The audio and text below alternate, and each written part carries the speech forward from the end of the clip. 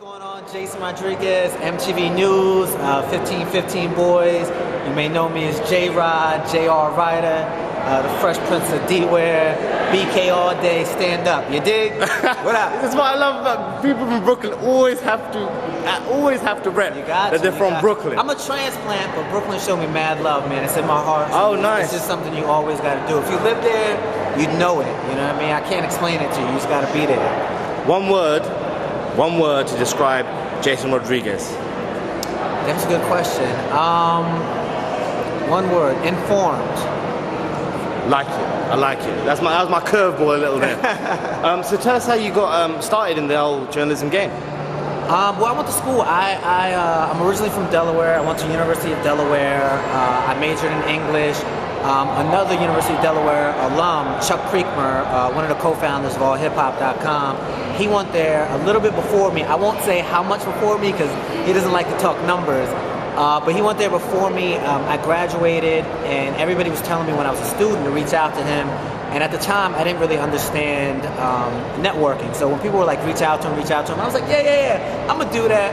It wasn't until I kind of graduated and I was a bit asked out, like, all right, I got this degree, but what am I gonna do now? So I reached out to Chuck. Chuck was a gentleman. He called me. He was here in New York already. We had a discussion. We talked hip hop for like an hour. He gave me an hour of his time. He didn't even know me. Wow. He had heard about me, and he said, "What do you want to do?" And I was like, I wanna write about hip hop. I want to work for these magazines. And he was like, "I guarantee you, if you do this, that it's gonna be a good look for you." And so I used to write news for Allhiphop. I went from there. Then I moved up to New York. I interned with Chuck at BT.com at the time. I went to NYU downtown for grad school. We're in Midtown right now, so I went downtown for grad school, and then after interning at BT, I interned at Vibe magazine, and then I was fortunate that when I finished, an entry-level position opened up. Nice. And that's how I got my start at Vibe magazine. I used to work there, and then from Vibe I went to MTV News, and that's where I've been now. 1515 Boys. Explain that. I see that everywhere. I didn't quite understand it. Like Elliot Wilson always does that on Rap Radar. Like, shouts to Elliot Wilson and B.Dot of Rap Radar, two dudes who I highly respect. Obviously Elliot for his history, B.Dot because he's an upstart that knows a lot of stuff and he's really on top of his game. They sort of coined me, Shaheem Reed, and Ramon Dukes. Those two guys are the founders and creators of Mixtape Monday, which is henceforth known as Mixtape Daily. And then I joined the team 4 years ago. We're the hip-hop beat team of MTV News. And basically, if shit happens, you check other sites. If you want to know if it's the truth, you check MTV News, because we got to make them phone calls. We got to call the police. We got to call the lawyers. We got to get them facts. And, we do a lot of running around and a lot of hustling. We try to be accurate. And so us three, we're the 1515 Boys, the core of it. It's like some Wu-Tang shit. There's extended members, Steven Roberts, Big Brother Sway, Tuma, we're part of the larger hip-hop brain trust, hottest MCs. But the 1515 Boys is myself, Shaheem Reed, Legend, and Ramon Dukes. He's sort of the backbone of our team. Let me ask you this then. You've been writing, you've got a lot of experience. I got white hairs. Gray hairs, rather. Let's go. Well, what constitutes a good writer when talking about hip-hop? I think, it's different things. Being a writer is more than sort of your prose and how nice you can twist a line up, right?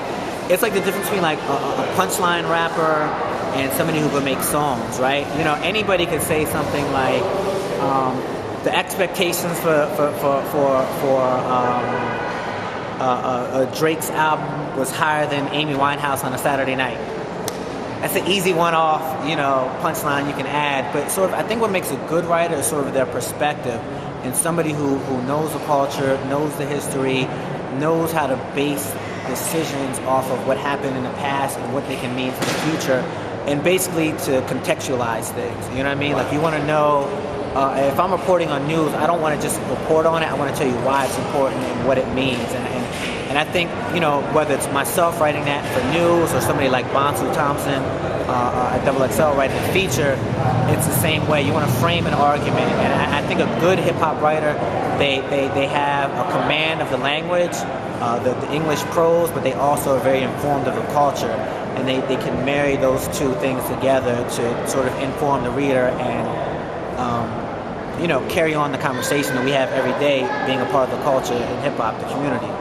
That was very articulate. I like that. That's very insightful. I'm informed. You're informed. That was very insightful. That's interesting for me because I'm like I said to you, I'm still trying to learn. The first hip hop record you brought. The first one I really remember buying, the first one that I purchased with my own money was the infamous Mobb Deep. Mobb Deep. I overpaid for it, like $20-something for a CD, because it was The Wall. Back then when you had that sticker for the lifetime guarantee, and the Wall's not even around anymore. But I remember, like my older brothers, I remember like him having like a Young MC CD that I used to lift and listen to. I remember getting somebody to dub me a Tribe Called Quest cassette. Things like that. I was always into it. I remember like my best friend's brother was crazy into hip hop. He had the cuts in his eyebrows, and I remember like going into his room and he was watching Yo MTV Raps and just being transfixed by that. So, long way of saying I've always been into it. But the first one that I personally bought with my own money was Mobb Deep, the Infamous. Wow. What's been your favorite interview you ever conducted?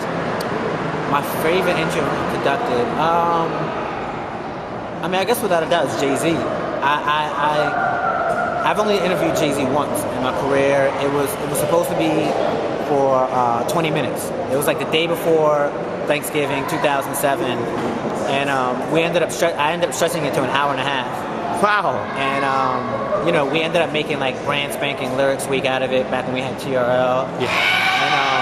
And even this is New York, you got to be prepared for that.